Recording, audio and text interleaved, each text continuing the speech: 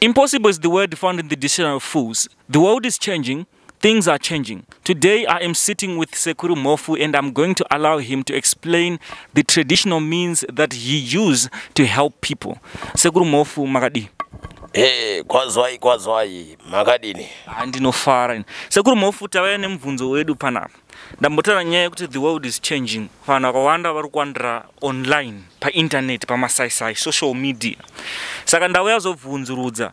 Ndichivunza iwo Sekuru imimi munokwanisawo here kubatsira vanhu pa masaisai, pa social media, pa internet. Chekutanga Poshi. Hakuna chinoramba. Kuti chinoramba kubvuma kukundwa nedambudziko kana nechakaipa. Asi kana tichiti tiri kugadzira chakanaka, hazvinei nzendo kana distance kana kuti uri kure zvakadini. Nokuti kanhasi uno haungafe nekuti uri kuMexico kana kuti uri kuAmerica kana kuti uri paSouth Africa apa. Asi chiremba ari kufanira kukubatsira ari muZimbabwe. Saka tiri kuti kamunokurukura nachiremba wako kusaka kune runhare morongerana wodzidziswa zvekuita wopona. Saka muno akakubatai munhu pamasaisai munomuudza zvokuita. Ndizvo anobatsirika kutotaura nesu tomurongera tomuudza zvekuita nezvatakafanira kuita zvacho nesu toita zvedu. Vanhu vanobatsirika chaizvo nenzira yakanakisa. Ndeapi matambudziko amungakwanisa kubatsira vanhu pamasaisai? Tambotaura nawo ine chekuita ungava urwere, dambudziko rose rinobatsirika nokuti zvikarema. Kusaka kune nzendo dzekuti kana une zvauri kufanira kushandisa pazviro zvedu unotumirwa ingava mishonga inosvika kwauri.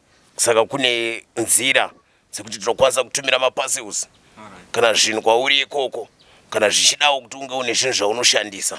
Sure, nota nchida kunzwisisa semhuri yeZimbabwe nekuti vemachechiwo vakuitawo zvinhu zvavo online, vanhu vakupindira machechi online pamaTV, nzira dzakasiyana-siyana dzoshandiswa pamasaisai. Saka tantauyawo tichiti pamwe tinzwewo kuti Sekuru Mofu vanobatsirawo here vanhu kuburikidza nemasaisai. Tazvinzwira mhuri yeZimbabwe kunyange une dambudziko ripi and you are in the UK, you are in South Africa, Sekuru Mofu anokwanisa kukubatsira. Namba dzavo ndo dziri pascreen apa dzikubuda. Kunyange uri nyika ipi unovabata Sekuru Mofu vanokubatsira. Kunyange uri munyama, kunyange uri malost lovers handi. Ndizvo chaizvo. Matichero dambudziko.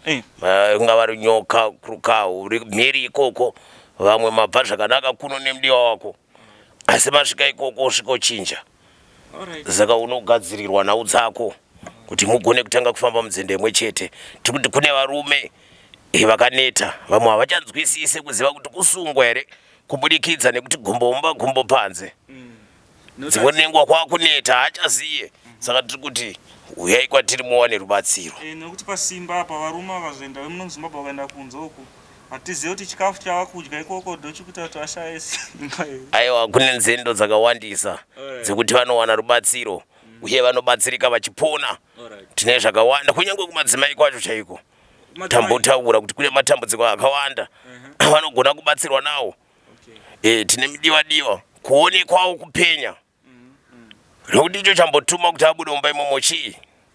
Zvese izvozvo kune zvakawanda zvaunogadzirirwa.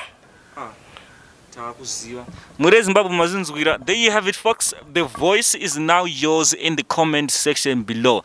Please, if you haven't subscribed to Manasi Chibanda's YouTube channel, do so now and make sure to turn on the notification bell so that you'll be notified every time we upload a video. I've been your host, my period, Kelvin. For now, it's locked down.